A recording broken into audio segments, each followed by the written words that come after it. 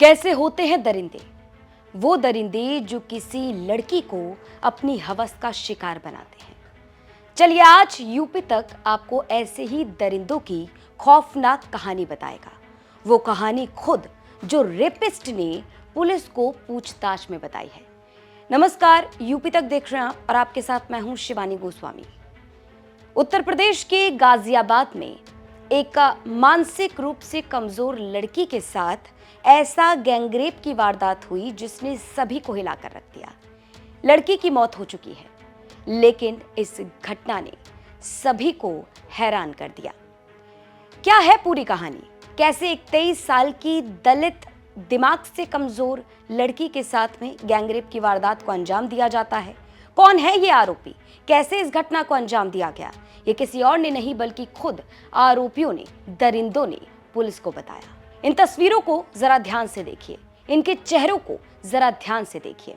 ये वही दरिंदे हैं जिन्होंने न सिर्फ केवल बलात्कार किया, गैंगरेप किया, बल्कि ऐसी लड़की को अपनी हवस का शिकार बनाया जो ना बोल सकती है, ना ठीक से सुन सकती है और ना ही दिमाग से कुछ भी कर सकती है। सोचिए जरा कि क्या बीती होगी उस मासूम लड़की पर जो अपने दर्द को बयां तक नहीं कर सकती, जो तकलीफ में चीख नहीं सकती, चिल्ला नहीं सकती, किसी से कुछ कह नहीं सकती और आहत में लड़की ने अपनी जान दे दी है। 18 अगस्त का वो दिन जब दिमाग से कमजोर बताई जा रही 23 साल की लड़की अपने घर से कहीं चली गई, जिसके बाद उसके साथ में गैंगरेप की वारदात को अंजाम दिया गया। अब बात सिर्फ यहीं पर खत्म नहीं होती, इसमें पुलिस पर आरोप लगे। परिवार ने आरोप लगाया कि बलात्कार के बाद, गैंगरेप के बाद भी जब पुलिस से शिकायत करने पहुंचे तो पुलिस ने लापरवाही बरती। आरोप लगा कि 24 घंटे से ज्यादा का समय बीत गया, लेकिन ना तो एफआईआर दर्ज हुई और ना ही पुलिस ने पीड़िता का मेडिकल करवाया। हमने लोनी थाने में हमने तहरीर दी, हमारी कोई भी किसी प्रकार की कार्रवाई नहीं की गई। पुलिस हमें या तो पुलिस दबाव में काम कर रही थी, पुलिस ने किसी प्रकार की कार्रवाई नहीं की है।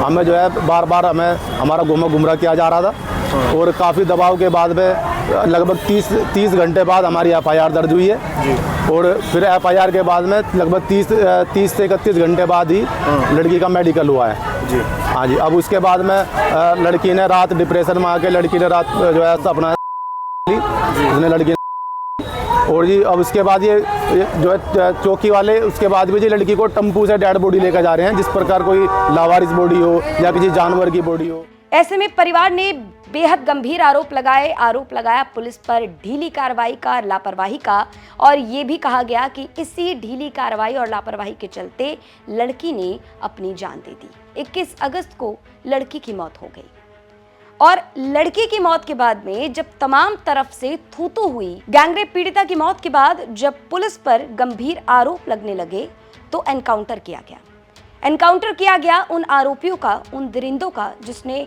एक दिव्यांग लड़की को अपनी हवस का शिकार बनाया। लोनी थाना क्षेत्र में ये बड़ा एनकाउंटर 21 अगस्त की रात को हुआ जब गैंगरेप के 2 आरोपी, एक की उम्र 31 साल जिसका नाम रोहित है और एक की उम्र 53 साल जिसका नाम वीर सिंह उर्फ भोला है। एनकाउंटर में दोनों के पैर में गोली लगी और दोनों को गिरफ्तार कर लिया। अब हैवानियत का आलम देखिए। गिरफ्तारी के बाद जब आरोपियों से पूछताछ की गई तो उन्होंने पूरी खौफनाक कहानी बताया कि कैसे लड़की को अपने जाल में फंसाया, हवस का शिकार बनाया। आरोपियों ने बताया कि कैसे इस गैंगरेप की घटना को अंजाम दिया गया। क्या कुछ पूछताछ में आरोपियों ने पूरी कहानी बताई, ग्राफिक्स के जरिए समझिए। हम 18 अगस्त की शाम को गांव के पास ट्यूबवेल पर बैठकर शराब पी रहे थे। तभी 23 साल की मंदबुद्धि युवती वहां से गुजर रही थी। हम उसे जबरन खींचकर ट्यूबवेल के पीछे ले गए और वहां सामूहिक दुष्कर्म किया। इसके बाद हम दोनों घर चले गए। तो आरोपी खुद बताते हैं कि कैसे वो ट्यूबवेल के पास बैठकर शराब पी रहे थे। उधर से दिव्यांग लड़की आती है, वो उसको पकड़ के ट्यूबवेल के पीछे ले जाते हैं और उसके साथ गैंगरेप की वारदात को अंजाम देकर आराम से अपने घर चले जाते हैं। अब जब ये मामला बढ़ा तो आरोपी फरार हो गए और लड़की की मौत के बाद तो हर तरफ चर्चा और भी तेज हो गई। यूपी पुलिस पर सवाल उठा, कार्रवाई को लेकर सवाल उठा तो एनकाउंटर किया गया। एनकाउंटर किया गया 2 आरोपियों का, जिसमें एक की उम्र 31 साल जिसका नाम रोहित बताया जा रहा है और दूसरे आरोपी की उम्र देखिए 53 साल जिसका नाम वीर सिंह है।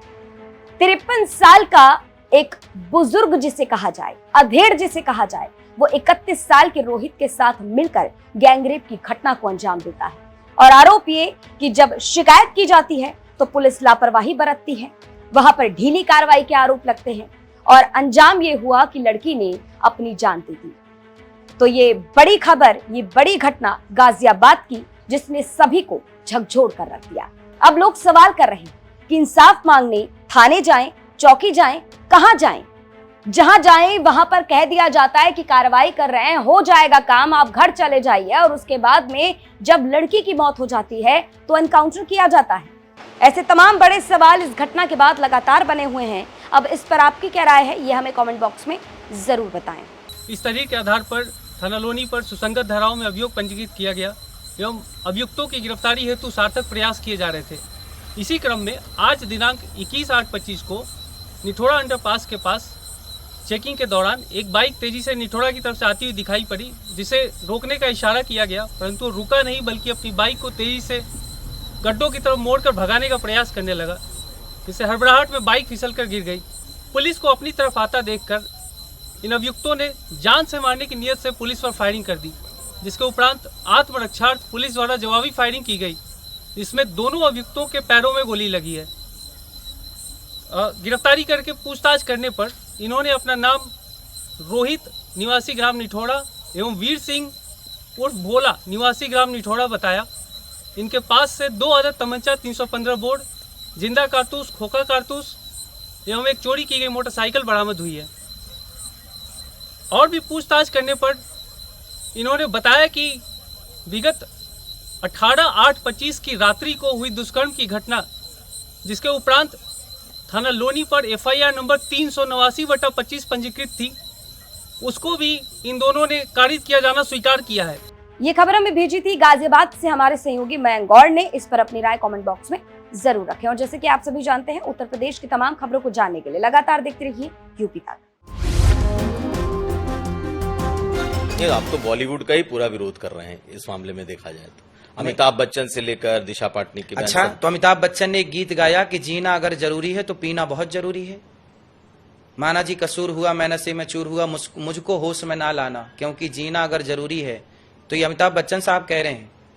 तो बताइए, जीना जरूरी है तो पीना बहुत जरूरी है। तो फिर बच्चन साहब अपने बच्चे को और जो उनके परिवार में आने वाली पीढ़ी होगी, तो बचपन से चम्मच में वो दारू पिलाते होंगे। नहीं, फिल्में तो समाज का आईना है, जो जो चीजें घटती हैं उसको दिखाया जाता है। आप इसको इस तरीके से भी देख सकते हैं। हम इस तरीके से क्यों देखें? हम इस तरीके से देखें कि जब आप सुपर डुपर स्टार होके शराब पियेंगे और आपकी मूवी देखने हम जाएंगे, हमारा बच्चा जाएगा, तो वो तो यही सीखे ना कि अरे बच्चन साहब शराब पीते हैं तो हम क्यों ना पिए। इसमें तो समाज में ये दिशा बदल जाएगी ना कि भाई आपका बच्चा पिक्चर देखें बच्चन साहब की और वहां वो शराब का शो कर रहे हैं, सीन दिखा रहे हैं, तो आपका बच्चा क्या सीखेगा?